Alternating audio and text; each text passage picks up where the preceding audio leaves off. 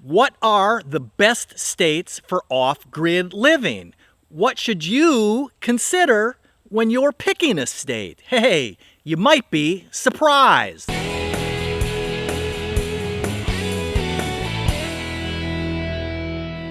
So what kind of things should you consider when you're picking a state to live in?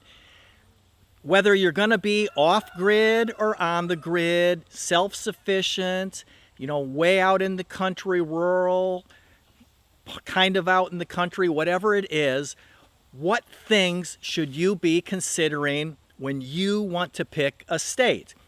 Now, one thing to think about is, states are big. So to generalize for the entire state, we got to be a little bit careful. But there are certain things that are statewide, and then you can focus down, different counties, different regions, different communities within a state might be somewhat different. But you've got the big picture of the state and then the areas. So what things are we really talking about? I have a best state video and a worst state video. I'll share those in the little card thingy and down in the description so you can check those out. In this video, what we want to focus on is the fiscal part of the decision. In the best and the worst, we're looking at the big picture of everything. In this video, let's talk about the states and the fiscal policy. So the things that if you want to, that we think about are income tax, sales tax, property tax, and then other states, they have other things. There are some that have personal property taxes, and then we probably should consider things like registrations, licensings, and fees, like your vehicle registration, things like that. So these things can be very important, and you're going to be surprised. So when you're picking the state that you want to live in, and if we look at income tax first, it's really easy to say, hey, we should pick a state with no income tax, because that kind of makes common sense. That's how we thought about it at first. I mean, if you're living in a city, in the suburbs, you've got a traditional job, where you're driving in your car to work and you're in that normal lifestyle and you're making 30, 40, 50, 60,000 a year, whatever it is. If you have a partner, you're married, your spouse, and they have a job too, you may be well above 100,000 or even more for an income. So in your mind, you're thinking, if you're living in a high tax income tax state, New York, Massachusetts, California, a state that has a really high income tax, and you're making good money at a job, your family, your partner, spouse, it's easy to say, hey, we should move to a state that has no income tax, and it's going to be awesome. And, again, we thought that same way, but surprisingly, that may not be as important as it sounds, depending on what kind of lifestyle you're going to live. So states like Alaska, New Hampshire, Florida, Tennessee, there's others that have absolutely no income tax. But if you're moving off-grid, if you're going to be self-sufficient, if you're going to have no income, then kind of who cares what the income tax is? Really? Who cares?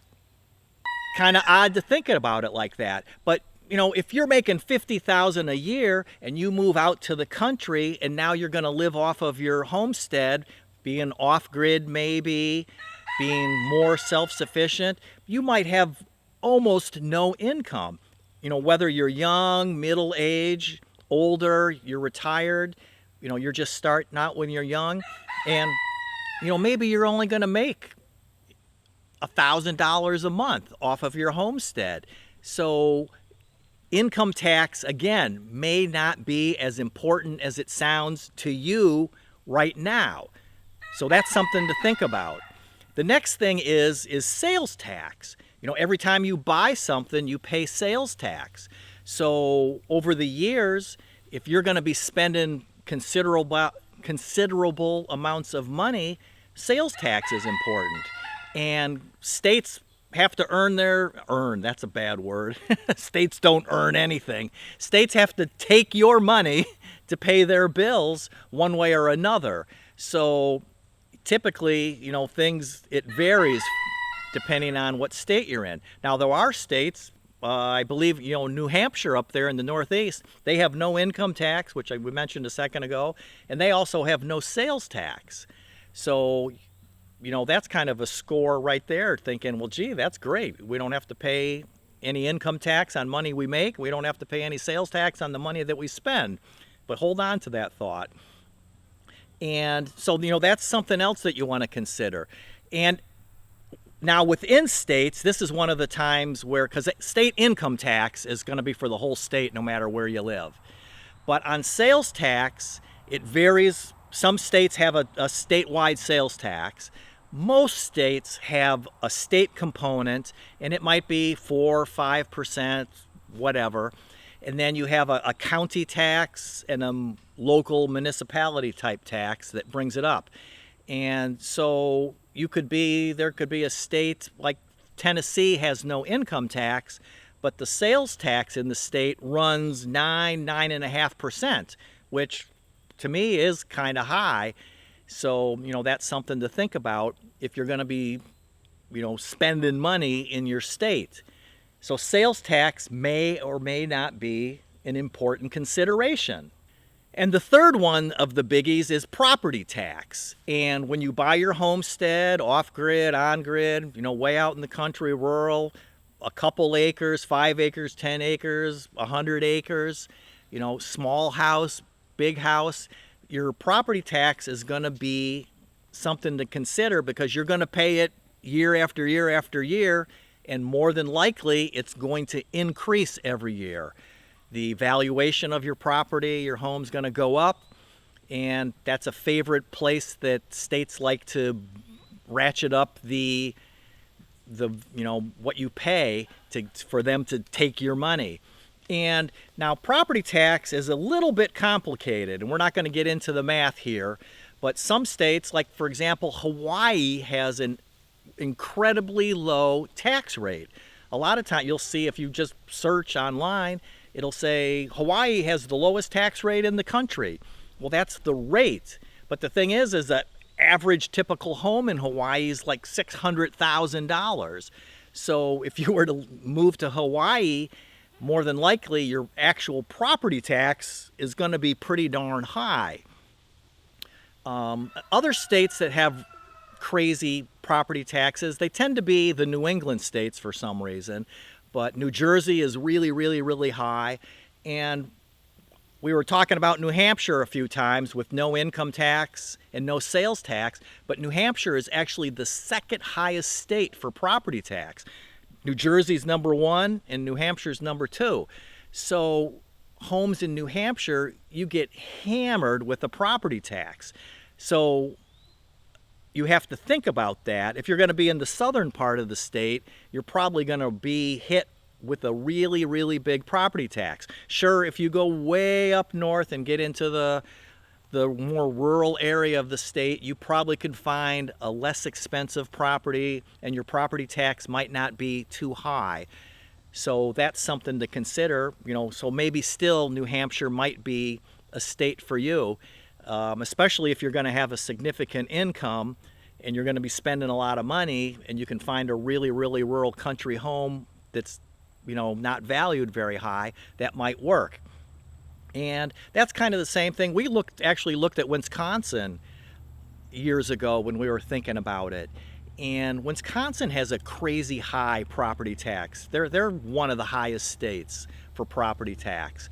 So, we just didn't want to deal with that issue, worrying about what's going to happen 5, 10, 15 years down the road.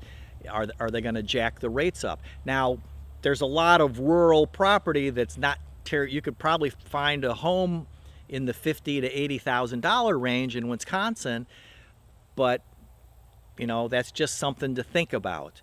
And then the other issue to think about is personal property taxes. Some states tax your personal property.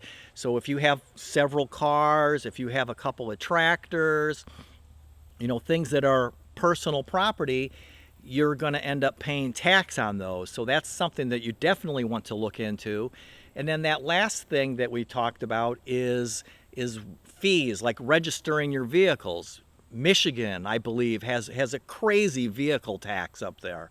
So if you have 2, 3 cars, you're really going to get hit with registrations for your license every year when you register your vehicle every year. Other states are really low, might only be $10, $20, $30 per year. So that's something to think about. So you have to look at the entire big picture. Look at income tax and states that have no or low income tax. Is it a progressive tax where people, when you're making less money, if you're on your homestead and not earning too much money, you don't have to pay much tax, and then people that are higher in the income bracket pay more?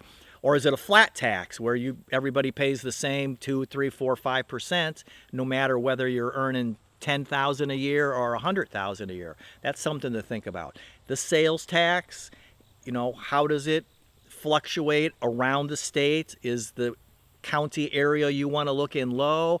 Maybe they don't tax food, so that's okay. They don't tax medicines.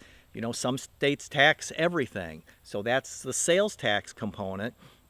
And then the property tax, and that's the one that to me really needs to be considered especially critical, because property taxes just go up and up and up year after year, and the values of your home. So if you're, especially when you're young, if you're 25, 30 years old and you're buying your forever homestead, by the time you're 80 years old, you could end up paying a tremendous amount of property tax. So all of those things mixed together really need to be looked at from a state tax fiscal standpoint.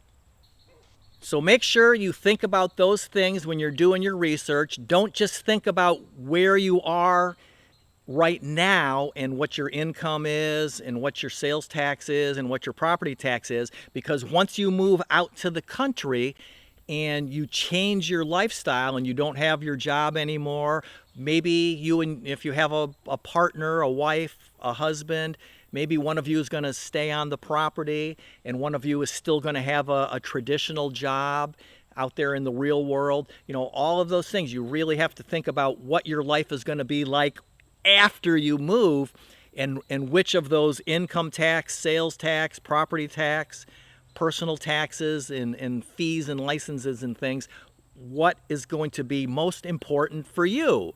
So subscribe, watch another video, watch the best state video, the worst state video, and any other videos that we make. We'll talk about the other kinds of things that are important down the road. Living happy, living fun loving, and living carefree. Live life DIY.